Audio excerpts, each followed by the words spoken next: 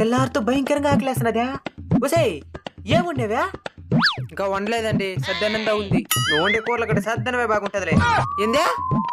అదే నిన్ను పెళ్లి చేసుకునిందే నీ చేతి వంటలు తినేదానికి. మా ఆయన బంగారం. అట్ట నీ ఊరికే నామే పోతావు నన్ను. చిల్లిపి అబ్బా.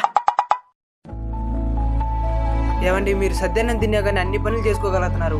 నేను వెరైటీగా తిన్నా కానీ ఆ పని చేయలేకపోతున్నాను. అది వేరే పక్కకి అయిపోతున్నాను. ఇప్పటికైనా సద్దన్న విలువ తెలుసుకో. సద్దనంలో ఆరోగ్యానికి మంచి చేసే బ్యాక్టీరియాలు ఉంటాయి. సద్దన్నం తినడం వల్ల జీర్ణశక్తి పెరగడమే కాదు, రోగ నిరోధక శక్తి కూడా పెరుగుతుంది. మన తాతలంతా ఇలాంటివి తినే 100 ఏళ్ళ హాయిగా బతికింది.